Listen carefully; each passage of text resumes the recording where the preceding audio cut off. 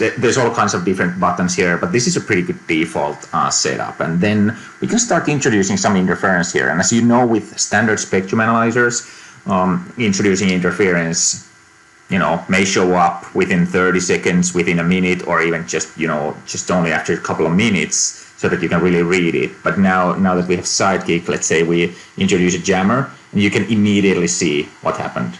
And let me turn that off. So that's what happens. Again, turning it on now, and you can see, yeah, that's a pretty significant impact right off the bat. So instead of having to wait for a couple of minutes for this, just to make anything out of the spectrum, the response is instantaneous. And same with not so obvious interferers as well. Let's say this kind of sweeping, what is this? Some kind of a transmitter, narrowband transmitter. And even as we change the frequency of the transmitter, you can actually see the radio physically kind of getting its bearings here. It's that fast. So Sidekick provides like 20 updates per second. So it's as fast as your eye can see. Again, moving that. Yeah, there you go. Let's put that on standby. Do I have another interferer here somewhere? Well, let's look at 5 gigahertz real quickly. As you can see, we have been simultaneously scanning both 2.4 and 5, and there isn't a lot of activity on 5. There's a few Wi-Fi IPs, but not as much activity. So a traditional case of underutilized 5 gigahertz Wi-Fi. Now let's introduce some interference on 5, and as you know, this is an even harder thing for a spectrum analyzer to grasp, because it has to make a very wide sweep.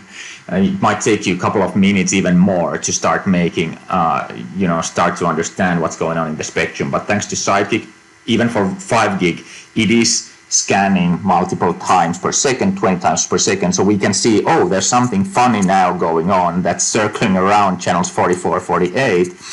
And let's take a closer look. Okay, here we go. Oh yeah, there it is.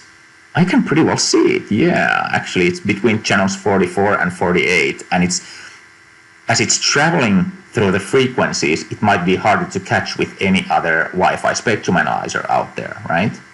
And of course, if it's more static in nature, we will get that too, and that's easy. Let's put a bit more static. Thank you, Cherry Olla, for the device I'm using. So here we go, a bit more static interference, but very, very narrow, so you could hardly see it with any other spec ad out there. So that's just to give you an understanding of how the Sidekick works. And of course, we have introduced a new RTFM, or a real-time frequency monitor.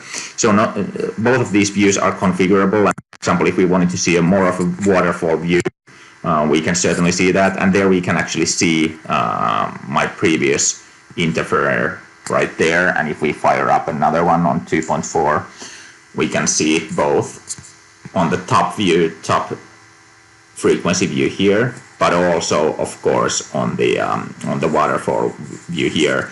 So there's now 2 waterfall views if you so desire, one on the left with 20 minutes. We wanted to have more than just a couple of minutes of waterfall, so we made it to 20 minutes. And also there's this short-term waterfall of 2 minutes, but then you can have a more detailed view of what's going on throughout the entire frequency of 2, 4, and 5. And then there's the traditional radios tab, the channels tab, as well as the timeline. So we took out none of the features in existing ESS, we just added a lot more. I hope that gives you a pretty brief rundown of how Sidekick works in the real-time frequency monitor.